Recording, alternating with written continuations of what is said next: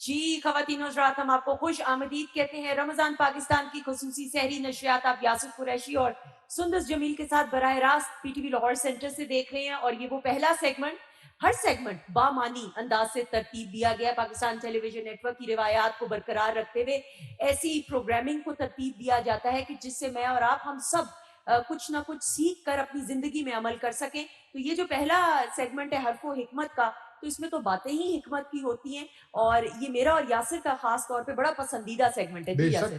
ख़वातीन हज़रात, इस सेगमेंट में हमारे साथ होते हैं हमारी ट्रांसमिशन का नूर मोहम्मद जलाल साहब। अस्सलाम वालेकुम, आपको एक दफ़ा फिर खुश आमदीद। और इनके साथ इसी सेगमेंट का एक मुसलसल हिस्सा हैं, दरवेश हैं, सूफ़ी हैं, हमारे बहुत प्यारे हैं, हर दिल अजीज़ शख्सियत हैं, जनाब साहिबज़ादा मोहम्मद आसिम महारवी साहब। आपको भी अस्सलाम वालेकुम और खुश आमदीद। और ख़वातीन हज़रात, इस सेगमेंट में एक से ज़्यादा ख़ास बातें हैं। एक तो ये कि नूर भाई जिस तरह से एक हिकायत पेश करते हैं और उसके बाद उससे जो सबक मिलता है उस पर जो बयान महारवी साहब पेश करते हैं वो, फिर उसके बाद जो अस्माए रब्बानी की खताती है जो माशाल्लाह नूर साहब उसमें भी क्योंकि अपना कोई सानी नहीं रखते तो उनकी एक क्रिएशन हम रोज़ाना देखते हैं, फिर उसके ऊपर तफसील से गुफ्तगू और उसके वजीफे पर जो नुस्खा है वो महारवी साहब उसको बयान करते हैं, और फिर उसी नाम को लेकर हमारे शायर जनाब नूर साहब का जो कथा होता है, और फिर वो क्योंकि अवार्ड याफ्ता प्राइड ऑफ परफॉर्मेंस नातख़्वां हैं तो उनकी आवाज़ में तरन्नुम के साथ वो कथा पेश होता है। तो ये बेशुमार इसके कलर्स हैं इस सेगमेंट के। और आप सब, मैंने कहा मैं ये ज़रा समझूं तो सही ना कि इससे महजूज होने की वजह क्या है। तो लेकिन ये वजूहात बेशुमार हैं। लेकिन मल्टी टैलेंटेड है। बस अगर हम ये भी कह दें ना, अल्लाह ताला का खास करम, नूर साहब पे भी, महारवी साहब पे भी, इसी वजह से इस देखिए सेगमेंट को महारवी साहब जो हैं वो दरवेश होने के साथ साथ माशाल्लाह बहुत ही वेल एजुकेटेड, वेल लर्नड है। ऐसे ही। कंपैरेटिव स्टडीज में आपने माशाल्लाह मास्टर्स भी किया हुआ है, और ये नजर आता है कि खोज में रहते हैं हर वक्त। ऐसा ही है। और वो खोज इंसान की अंदर भी होती है, बाहर भी होती है, इसीलिए गुफ्तगू का मजा बहुत दुबाला हो जाता है। नूर भाई, मैं माजरत चाहता हूँ, मैंने आज जरा थोड़ी सी तमहीद लंबी कर दी, जिसका मतलब ये है कि आपका वक्त मैंने थोड़ा सा चुरा लिया, लेकिन मेरा बहुत दिल कर रहा। नहीं, आपने ये अच्छा सब किया। कुछ जो है वो आप 20 मिनट में इतनी सारी चीजें करवा लेते हैं मोहसिन जाफर साहब। तो दाद जो है वो पूरी इतनी उधर भी जाती है। कितनी चीजें आपने गिनवाई हैं, खताती है, शायरी है, तरन्नुम जो है वो है, हिकायत गोई जो है वो है। क्या बात। नूर भाई, आज के सेगमेंट का आगाज कीजिए। जी, मैं बिल्कुल सबसे पहले तो मैं आप दोनों का बहुत शुक्रिया अदा करता हूँ कि आप मुझे और महारवी साहब को हमेशा इज्जत और बड़ी मैं अपने बारे में कहूँगा कि जिस मकाम का मैं अहल नहीं हूँ वो भी आप मुझे दे देते हैं। अल्लाह रब्बुल इज्जत आप दोनों को सलामत रखे। एक इलाका जो किसी राजे की सल्तनत थी, ठीक, एक बादशाह होता है, एक फिर छोटी सी रजवाड़ा होता है जहाँ पे कोई राजा महाराजा हुकूमत करता है। हिकायत में यह है कि वो बंदा चूंकि बहसियत इंसान बड़ी मुस्बत सोच का हामिल था, और उसकी उस सोच का अक्स उसके घर में नजर आता था। बच्चे, बीवी और बाकी जो घर का माहौल था उसमें एक यगानगत, एक मोहब्बत, एक दूसरे के साथ जिंदगी को एंजॉय करने का एक एलिमेंट जो है। तो लोग काबिल रश्क कहते थे उस शख्स को कि यार एक तो ये एक सल्तनत का एक उसका इलाके का महाराजा है, और दूसरा एक मुकम्मल खूबसूरत जिंदगी इसके घर में नजर आती है। कुछ अरसा गुजरा, जब बच्चे आहिस्ता आहिस्ता बड़े हुए तो दो बेटों के दरमियान एक किसी चीज पे इख्तिलाफ पैदा हुआ, और वो इख्तिलाफ एक दूसरे की, शहजादे थे ना, एक दूसरे की अना का हिस्सा बनता गया। सही। और उसमें एक तो जरा धीमा था, लेकिन जो दूसरा था, बच्चों की तबीयत एक जैसी तो होती नहीं है, हमारे भी बच्चे हैं जाहिर, वो जरा थोड़ा सा अक्खड़ मिजाज था। तो उसने अपने जहन में ये ठान ली कि नहीं, जो मैं कहता हूं या जो मैं करता हूं यही ठीक है। ये अपनी दानिशवरी दिखा के मुझे असल में जज करना चाहता है। तो ये एक छोटा सा एक बदगुमानी گھر میں پیدا ہوئی اور اس سے گھر کا ماحول آہستہ آہستہ آہستہ کشیدہ ہوتا گیا. پھر یہ جو بڑے ہو رہے تھے تو ان کی دوستی بھی باہر تھی اور یہ باتیں گھر سے باہر کی طرف نکل پڑی. اور جب لوگوں کو، امراء کو، وزراء کو ان چیزوں کا پتہ چلا کہ بادشاہ یا ہمارا راجہ تو اندر سے کمزور ہو چکا ہے اس لیے کہ ان کی باتیں، تو انہوں نے بھی ریشہ دوانیاں کرنا شروع کر دی. اور کرتے کرتے اتنے حالات خراب ہو گئے کہ اسے سوچنا پڑا کہ یہ کیا ہے، یہ وہی میری سلطنت ہے، وہی میرے لوگ ہیں، وہی میری وزارتیں ہیں، وہی میری، لیکن ہوا کیا ہے. تو اس کے وزراء میں ایک شخص بڑا عقل مند تھا. اس نے کہا میں اس کو بلا کے پوچھتا ہوں. اس نے پوچھا یار تو جانتا ہے نا کہ میری زندگی کتنی خوبصورت تھی اور میرے گھر میں کتنا سکون تھا، یہ اچانک معاملہ بالکل بدل گیا، الٹ ہو گیا ہے، کوئی بتا سکتے ہو کیوں؟ اس نے کہا میں اندر کی بات تو نہیں جانتا لیکن میں پوچھ سکتا ہوں کہ آپ کے گھر میں اختلافی باتیں ہونا شروع ہوئی ہیں. انہوں نے کہا مجھے تو نہیں پتا لیکن کبھی کبھی ملکہ بتاتی ہے، بیوی بتاتی ہے کہ بچے لڑتے ہیں. انہوں نے کہا اس کا مطلب یہ ہے کہ شیطان اس گھر کی چار دیواری کے اندر داخل ہو چکا ہے اور جب وہ آتا ہے تو ناچاکی پیدا ہوتی ہے. اور ناچاکی جو ہے وہ پہلے ایک سائیڈ سے شروع ہوتی ہے، کسی کے دل میں، کسی کے ذہن میں بدگمانی آتی ہے، لالچ آتی ہے، اپنی ذات کا نفع آتا ہے تو پھر شروع ہوتی ہے. ٹھیک. اس نے کہا بادشاہ سلامت، اب بات آپ کے ہاتھ سے اور میرے ہاتھ سے باہر نکل چکی ہے. جب اندر کے راز ڈیوڑی کھول کے باہر نکل جائیں نا، اور جب رہٹوں پہ اور درختوں کے نیچے بیٹھے ہوئے لوگ کہانیاں بنا لینا ان کو، پھر اس پہ قابو پانا بہت مشکل ہوتا ہے. بہتر یہ ہے کہ آپ اپنے گھر کے حالات کو ٹھیک کریں تو آپ کی سلطنت ٹھیک ہو جائے گی. چونکہ ہر چیز جس کی اصلاح یا مرمت ممکن ہے نا، وہ پہلے وہاں سے شروع ہوتی ہے جو آپ کے ارد گرد. بے شک. اچھا، یہ جو ایک ایلیمنٹ ناچاکی کا ہے، اس نے قوموں کی قومیں برباد کر دی، اس نے خاندانوں کو تہس نہس کر دیا، اس نے ماحول اور سوسائٹی کو دیمک کی طرح چاٹ لیا. آپ بھی اور ہم بھی اگر ارد گرد اپنے نظر دوڑائیں تو یہ معاملہ اتنی تیزی سے پھیل رہا ہے. اس میں بدگمانی بھی ہے، اس میں حسد بھی ہے، اس میں بغض بھی ہے، اس میں کینہ بھی ہے، اور اس میں شاید ہماری زندگی کی روا روی کی دوڑ بھی ہے کہ اگر ہم کسی کا مقابلہ نہیں کر سکتے تو ہم اس کے اگینسٹ چلے جاتے ہیں.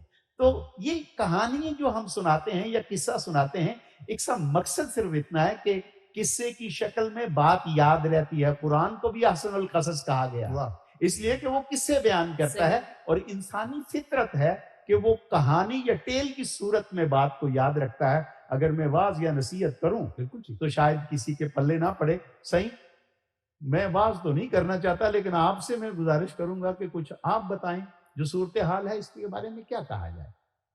وہ بابا فرید کا ایک اشلوک ہے کہ خالق وسع خلق ماں، خالق وسع خلق ماں، خلق وسع رب ماں. واہ.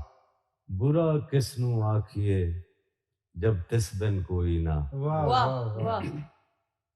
تو برا کس کو جو ہے کہیں، انسان کی فطرت ہے، صحیح نیچرل جو ہے کچھ چیزیں ہیں.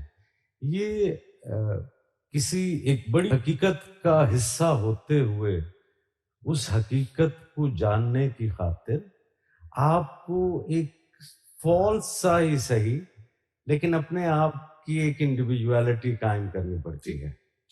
ٹھیک ہے. اس سمندر کو جاننے کے لیے اگر ایک قطرہ سمندر کو جاننا چاہے تو اس کو تھوڑی سے وقت کے لیے سمندر سے باہر جو ہے وہ آنا پڑے گا، اور جان پھر بھی وہ اپنی ہی حقیقت کو پائے گا. کیا بات.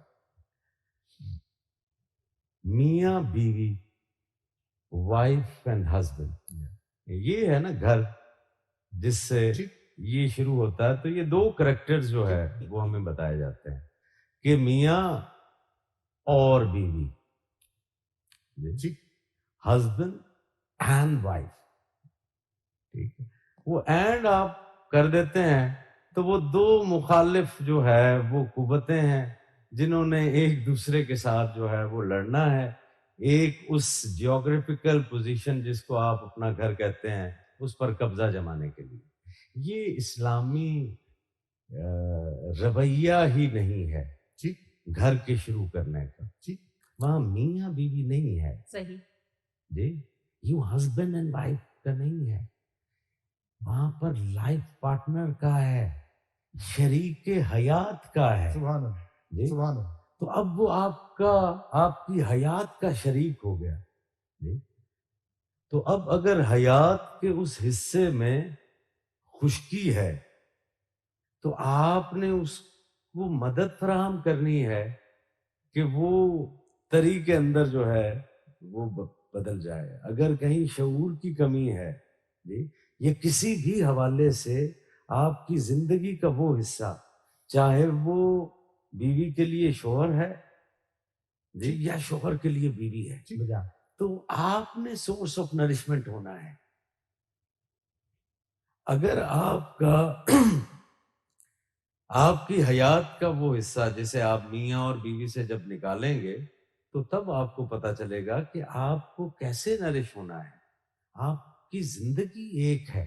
صحیح. اس کو جب بھی آپ دو زندگیوں کی صورت میں دیکھتے ہیں سبحان اللہ تو تب آپ مقابلہ بازی شروع کر دیتے ہیں. سبحان تب اللہ. آپ کی انائیں جو ہے وہ ٹکرانے لگتی ہیں.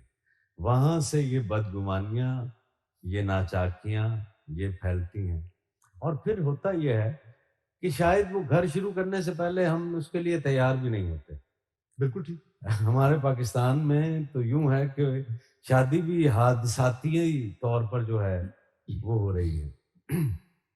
ابھی وہ تیار ہی نہیں ہے اور دونوں کو شادی کے بندھن میں باندھ دیا جاتا ہے. وہ کہتے ہیں جی for the sake of it ہے. ہاں، فار دا سیک آف شادی. جی، تو وہ ایک آئیڈیلزم جو ہے اس کے ساتھ آپ زندگی میں جو ہے وہ قدم رکھتے ہیں.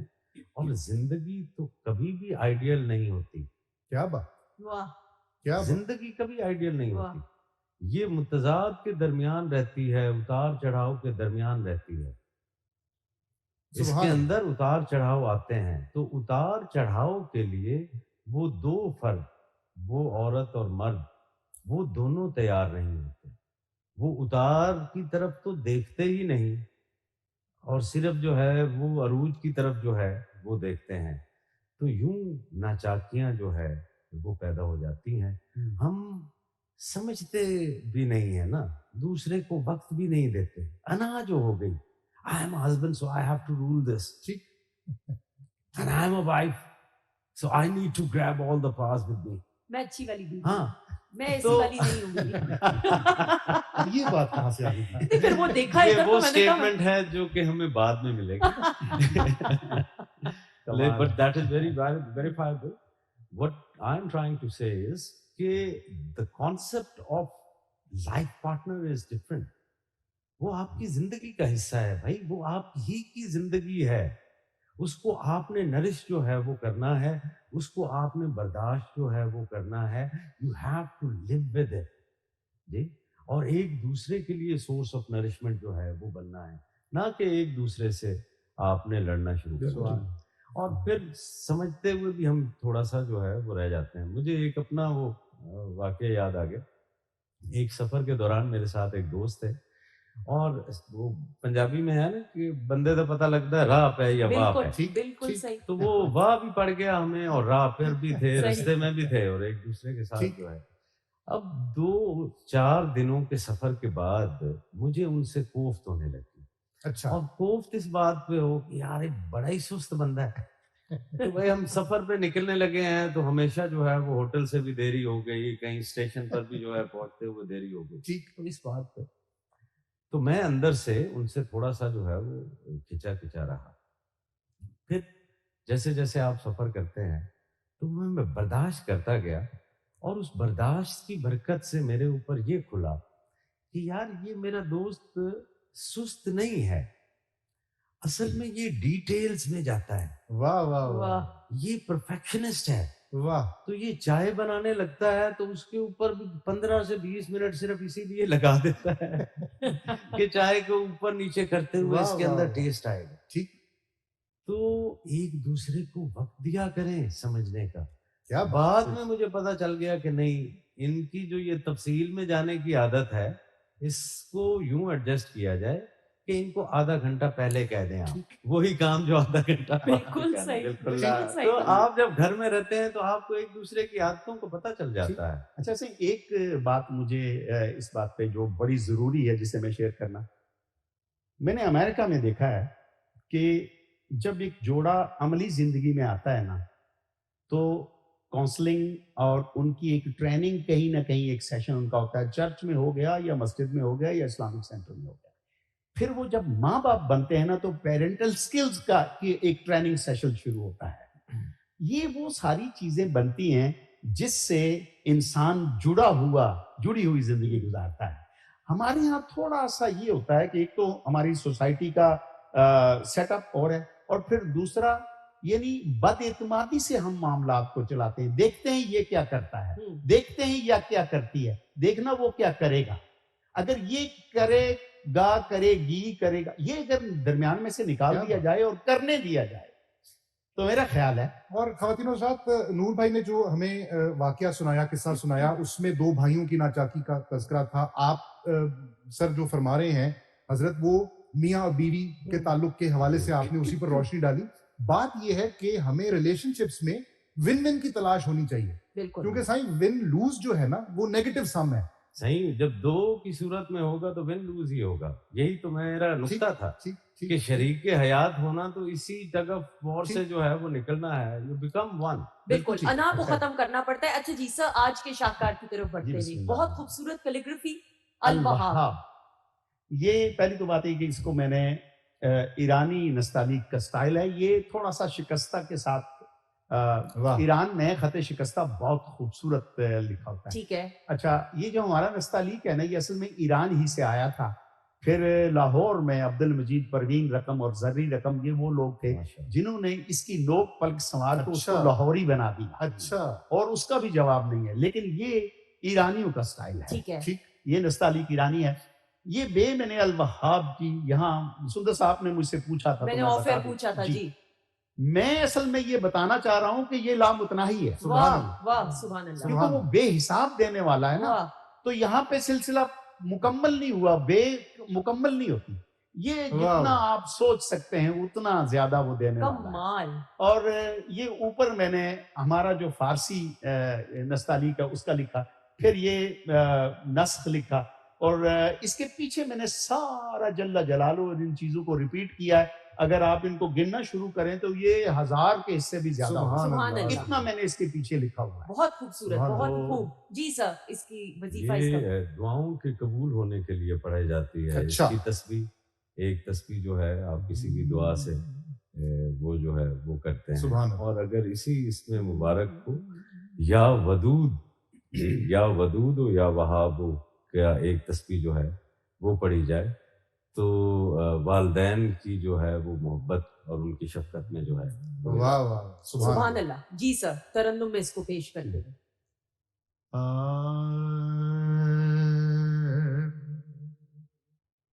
ہمیشہ دیتا ہے تو بے حساب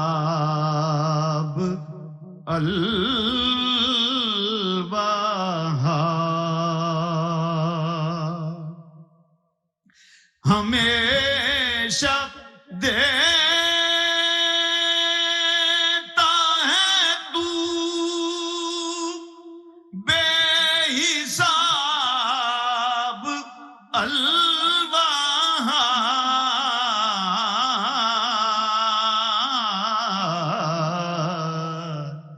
ہر ایک صفت ہے تیری لاجواب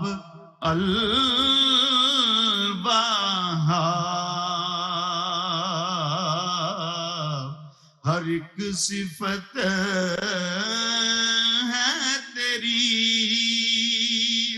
لاجواب الوہاب.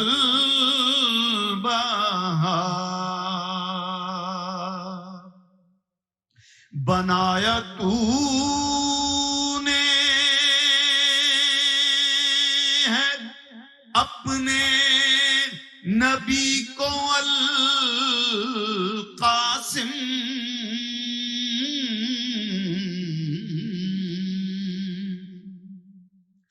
بنایا تو نے ہے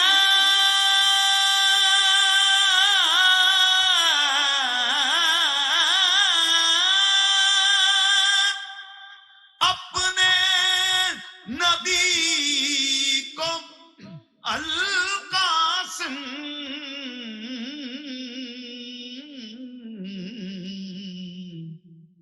اے بے مثال تیرا انتخاب